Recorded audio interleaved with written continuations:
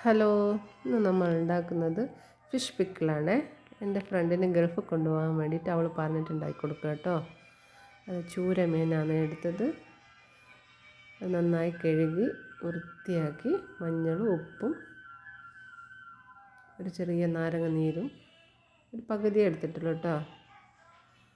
മുറിച്ച് വാങ്ങിച്ച കേട്ടോ. മീനെല്ലാം നന്നായി പിഴിഞ്ഞെടുത്ത്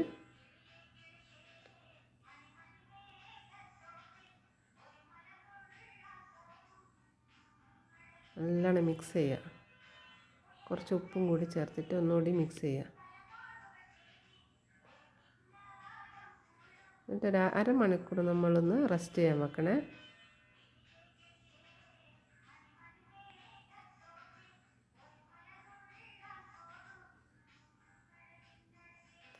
നല്ല എണ്ണയാണ് എടുത്തത്, നല്ല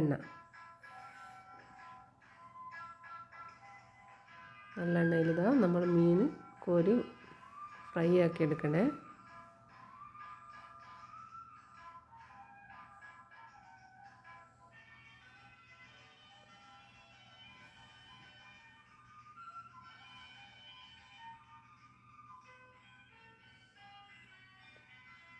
നല്ലോണം വെള്ളമെല്ലാം പൊട്ടിത്തീരണം കേട്ടോ. ഇനി അതിലേക്ക് ആവശ്യമായ സാധനങ്ങൾ ചേർക്കാനുള്ളതാണിത്. വെളുത്തുള്ളി, പച്ചമുളക്, ഇഞ്ചി, കറിവേപ്പില. ഇതിനൊന്ന് എല്ലാം ഒന്ന് ക്രഷ് ചെയ്തെടുക്കുന്നുണ്ട് മിക്സിയിൽ. ഒരു 1.5 കിലോ മീനാണ് ഞാൻ അച്ചാറിടുന്നത്.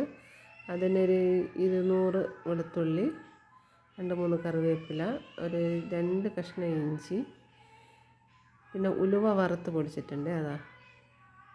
അപ്പോഴത്തേക്ക് ഇതാ മീൻ ഏകദേശം ഒന്ന് റെഡിയായി വന്നിട്ടുണ്ട്.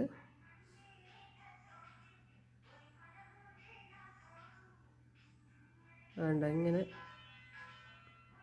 ഇളക്കി ഇട്ട് കൊടുക്കണേ.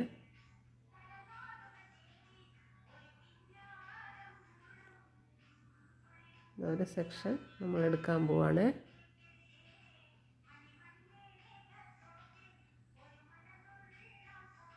അടുത്ത് നമ്മൾ എണ്ണയിലേക്ക് വീണ്ടും ഇടുകയാണ്.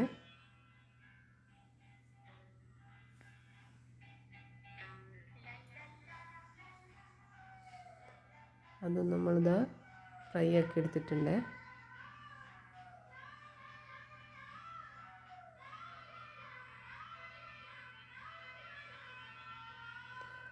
ആ മീനിൻ്റെ തലയും വാലാണ് കേട്ടോ അത് മുളകിടുകയാണ് ഞാൻ. ആ പൊരിച്ച എണ്ണയിൽ തന്നെയാണ് കേട്ടോ നമ്മൾ ബാക്കിയെല്ലാം ചെയ്യുന്നത്.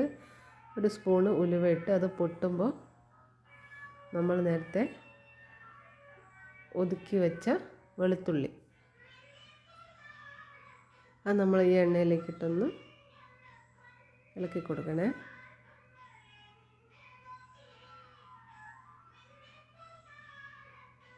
ഇനി ഇഞ്ചി ചതച്ചതാണ്.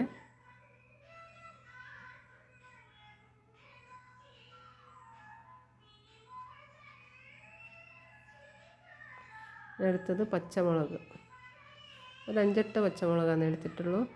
പച്ചമുളക് വേണ്ടെങ്കിൽ ഒഴിവാക്കാം. എല്ലാം നന്നായിട്ട് മിക്സാക്കുക.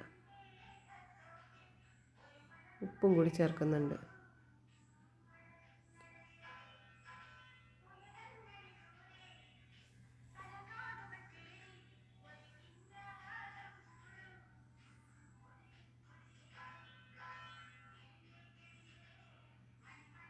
കുറച്ച് മഞ്ഞളും കൂടി ചേർക്കുന്നുണ്ട്.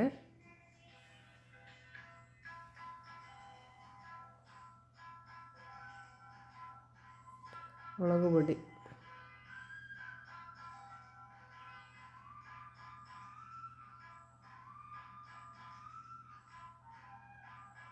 ഒരു 3 സ്പൂൺ ഞാൻ ഇട്ടിട്ടുണ്ട്. നിങ്ങൾക്ക് എരിവ് വേണ്ടവരാണ് കൂടുതലിടാം. പിന്നെ കായം, LGയുടെ കായപ്പൊടിയാണ് ചേർക്കുന്നത്.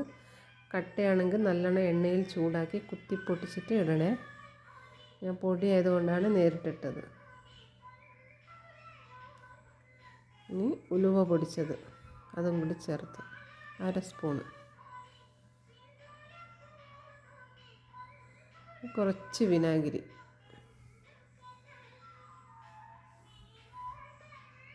നമ്മളിതാ ഫ്രൈ ആക്കി വെച്ച മീനിതാ ഇതിലേക്ക് തട്ടിയേ. വിനാഗിരി കുറച്ചേ ഒഴിക്കുന്നുള്ളൂ കേട്ടോ, അധികമൊന്നും ഒഴിക്കുന്നില്ല. വിനാഗിരിക്ക് പകരം വേണമെങ്കിൽ പുളി ചേർക്കാം. ഇത് കുറേ കാലം കിട്ടൂല, അതുകൊണ്ടാണ് വിനാഗിരി ചേർക്കുന്നത്.